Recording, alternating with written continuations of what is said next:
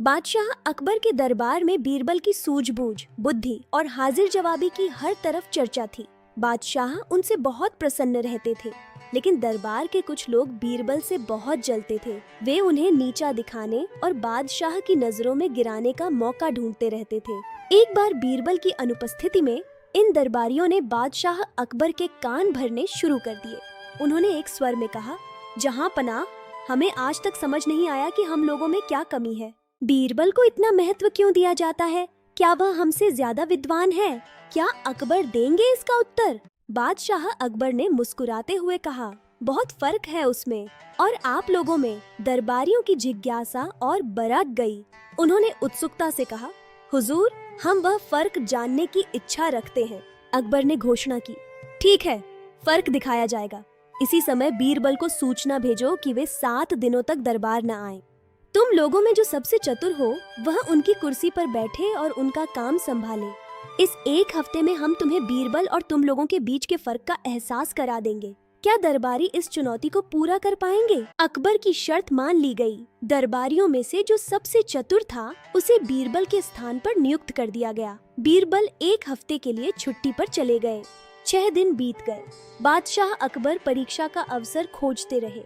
6ठे दिन उन्होंने दरबारी से कहा, महल के पीछे से कुतिया के बच्चों की आवाजें आ रही हैं। जाकर देखो क्या माजरा है। बहुत अच्छा हुजूर, कहकर वह चतुर दरबारी तुरंत महल के पिछले हिस्से की ओर चला गया। थोड़ी देर बाद वह वापस लौटा और बादशाह के सामने हाथ जोड़कर खड़डाका हो गया। बादशाह ने मुस्कुराकर पूछा, क्या माजरा है? क्या देख कर आए? दरबारी ने क्या जवाब दिया? क्या वह बादशाह को संतुष्ट कर पाया? दरबारी ने आत्मविश्वास से जवाब दिया, कुतिया ने बच्चे दिए हैं हुजूर, वे ही कूं कूं करते रहते हैं। बादशाह ने तुरंत अगला प्रश्न पूछा, वे कितने बच्चे हैं? दरबारी बगले झांकने लगा और बोला, हुजूर, मैंने तो गिने नहीं। बादशाह ने आदेश दिया, जाओ गिन कर आओ। दरबारी आज्ञा पाकर दोबारा गया। थोड़ी देर बाद वह लौटा और बोला, जहां अपना 5 बच्चे दिए हैं कुतिया ने। मैं स्वयं गिन कर आया हूँ। क्या बादशाह इस जवाब से संतुष्ट होंगे या अभी कुछ और बाकी है? बादशाह ने मुस्कुराकर पूछा, गिनाए? दरबारी ने गर्व से कहा, जी हाँ हुजूर। अकबर ने फिर पूछा, अच्छा, तो तुमने यह भी जरूर देखा होगा कि उनमें कितने नर हैं और कितने मादा? यह सुनकर दरबारी चकरा गया। वह घबरा कर बोला, हुजूर, यह तो मैंने देखा ही नहीं। बादशाह ने शांत भाव से कहा, जाओ देख कर आओ। दरबारी तीसरी बार महल के पीछे गया। दरबारी ने इस बार ध्यान से देखा कि बच्चों में कितने नर और कितने मादा थे। क्या दरबारी अब पूरी जानकारी दे पाएगा?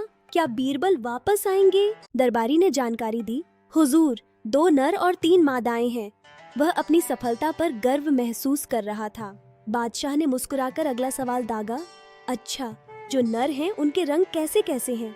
दरबारी चकरा गया। जी? वह फिर से सोचने लगा। बादशाह ने दोहराया, मैंने दोनों नर बच्चों के रंग पूछे हैं। दरबारी बोला, हुजूर, एक काला है और एक शायद सफेद। मैं एक बार फिर देख आता हूँ। और वह चौथी बार महल के पीछे भागा। वापस आकर उसने बताया, नर काला सफेद और दूसरा बादामी है। मादाओं में से 2 काली और 1 बादामी है। क्या अब बादशाह संतुष्ट होंगे? बीरबल की वापसी में अब क्या होगा? बादशाह अकबर ने दरबारी से कहा, बैठ जाइए। वह व्यक्ति चुपचाप बैठ गया। फिर बादशाह ने आदेश दिया, अब बीरबल को यहाँ बुलाया जाए। बीरबल ने आते ही कहा, हुजूर, अभी तो 1 दिन और बाकी है। मैं परसों अपने आप ही आ जाता।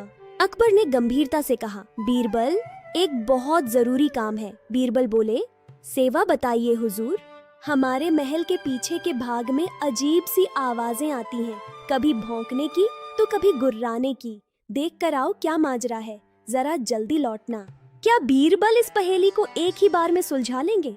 बीरबल ने कहा, अच्छा जहाँ पनाह, और वे तुरंत महल के पिछले हिस्से की ओर चले गए। जब बीरबल लौटे तो बादशाह ने पूछा, क्या माजरा है? बीरबल बोले, कुतिया ब्याही है, 5 बच्चे दिए हैं, वे ही कूं कूं कर रहे हैं। कुतिया रात में गुर्राती या भौंकती रही होगी, इसलिए शोर हो रहा था। वहाँ घबराने वाली कोई बात नहीं है। बादशाह ने फिर पूछा, 5 बच्चे हैं, उनमें नर मादा कितने कितने हैं? बीरबल ने बिना रुके जवाब दिया, 2 नर और 3 मादाएं हैं हुजूर। अब अकबर ने आखिरी सवाल पूछा, उनके रंग किस प्रकार के हैं? क्या बीरबल को रंग भी पता होंगे? बीरबल ने विस्तार से बताया। एक नर काला सफेद, दूसरा बादामी, और मादाओं में 2 काली और 1 बादामी है, जहाँ पनाह। बीरबल का उत्तर सुनकर बादशाह बहुत प्रसन्न हुए। उन्हें गर्व था कि उनके पास बीरबल जैसा बुद्धिमान सलाहकार है। बादशाह बोले, अब तुम लोग समझ गए होंगे कि तुम में और बीरबल में क्या फर्क है। जिस काम को तुमने 4 बार में किया, उसे बीरबल ने 1 ही बार में कर दिया।